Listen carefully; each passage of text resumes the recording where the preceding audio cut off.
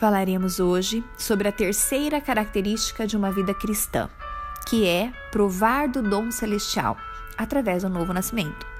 Aqui intitulado como sexto passo da nossa campanha Como ter intimidade com o Espírito Santo, bom dia, graça e paz. Ora, para aqueles que uma vez foram iluminados, provaram o dom celestial, tornaram-se participantes do Espírito Santo, experimentaram a bondade da palavra de Deus e os poderes da era que há de vir, mas caíram, é impossível que sejam reconduzidos ao arrependimento, pois para si mesmo estão crucificando de novo o Filho de Deus, sujeitando-o à desonra pública. Hebreus capítulo 6, versículos 4 a 6. Destaquei essa passagem a fim de nos orientarmos sobre as características de uma vida cristã, relatadas em Hebreus.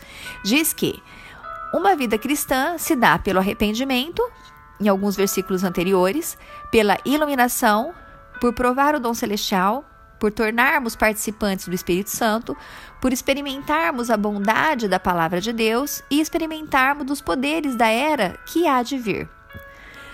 Como sabemos que são estas características da vida cristã? Porque mais adiante completa dizendo que aqueles que passaram por todas essas experiências induzidas pelo Espírito Santo e mesmo assim renegarem Jesus, então será impossível que se arrependam novamente, pois precisam do Espírito Santo para serem reconduzidos ao arrependimento, o que não acontecerá, pois estariam desonrando Jesus publicamente. Assim entendemos que o arrependimento, a iluminação, provar o dom celestial, participar do Espírito Santo, experimentar a bondade da palavra de Deus e experimentar dos poderes da era que há de vir, são o que constitui uma vida cristã. E todas essas características não se conseguem sem o Espírito Santo. No dia 20, falamos sobre a primeira característica, o arrependimento. No dia 21, falamos sobre a segunda, que é a iluminação.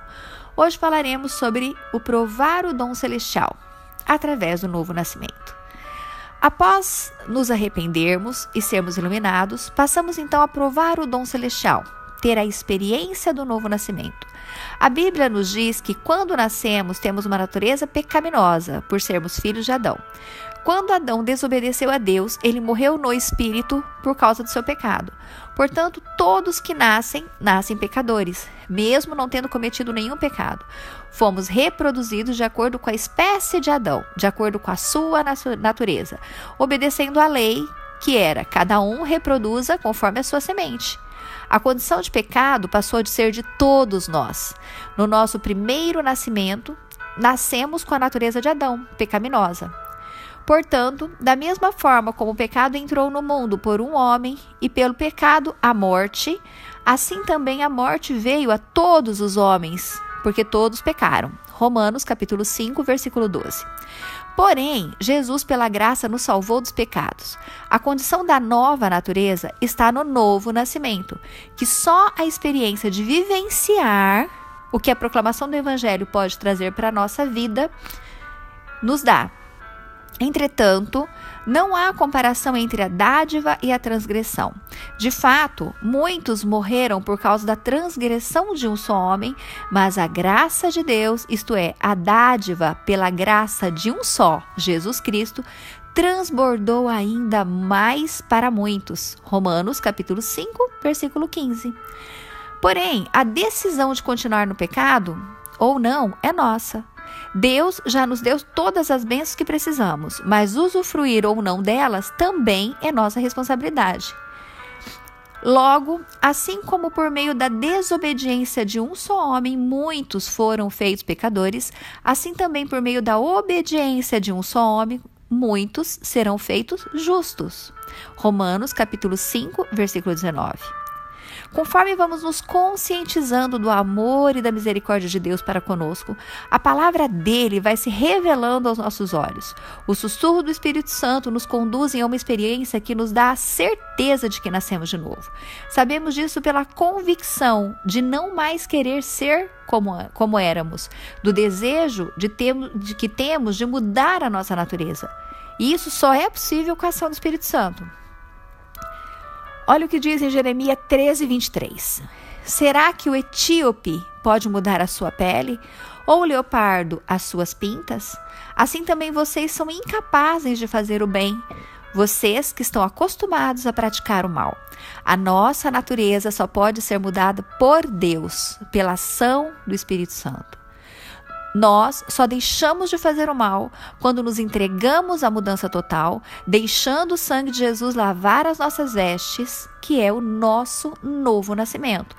Porém, o fato de nascermos de novo não quer dizer que estamos salvos se não mantermos as nossas vestes limpas.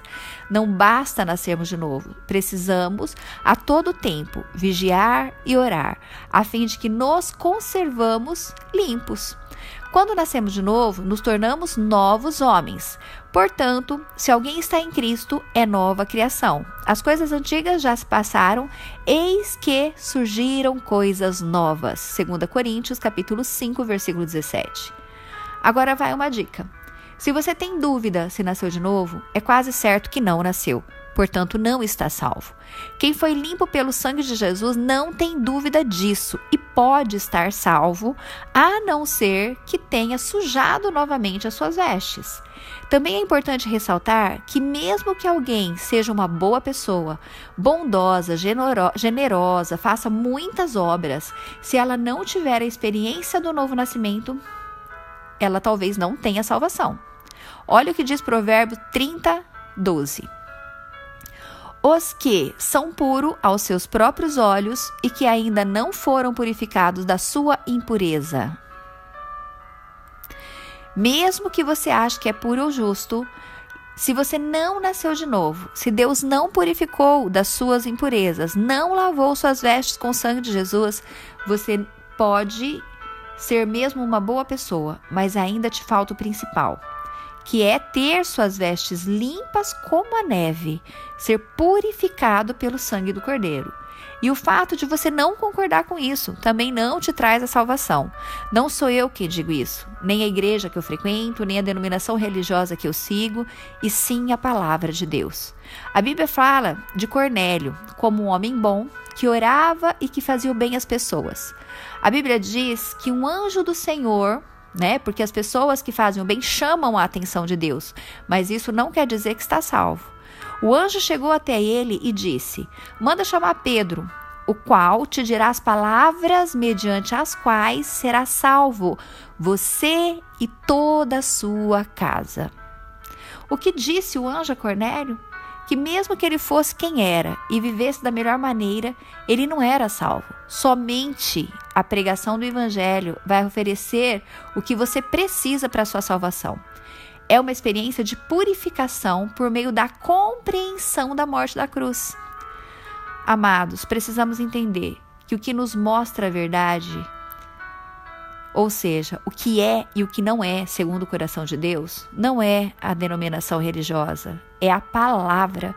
Por isso, nada que te digam pode ser aceito, a não ser que você evidencie nas Escrituras. E buscar evidenciar não pode ser de qualquer jeito, como que o que importa é apenas provar que você está certo. Precisa pedir ao Espírito Santo que te dê iluminação para entender o que é verdadeiro de acordo com a vontade de Deus. Jesus disse: conhecereis a verdade, e a verdade vos libertará. Siga a ordem de Jesus. E como já foi dito antes, se você teve experiência de nascer de novo, lavar suas vestes, ser um novo homem, você foi salvo. Porém, isso não garante a sua salvação. Para que continue sendo salvo, é necessário manter as suas vestes limpas. E quem é que nos ajuda? Só o amor de Deus pelo poder do Espírito Santo. Quero orar por nós. Querido Pai, que o efeito da experiência do novo nascimento esteja ainda hoje nas nossas vidas, que a todo momento o Espírito Santo não nos permita deixar que nada respingue em nossas vestes alvas como a neve. E para isso, sabemos que precisamos de uma relação muito íntima com o Espírito Santo, pois por nossas forças não conseguiremos permanecer assim até o fim da carreira.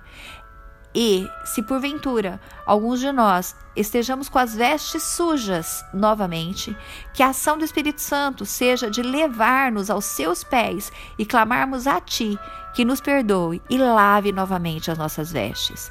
E ainda, Deus amado, se há algum entre nós que ainda não experimentou do novo nascimento, peço iluminação do Espírito Santo, a fim de que estes busquem por essa experiência essencial para uma vida cristã.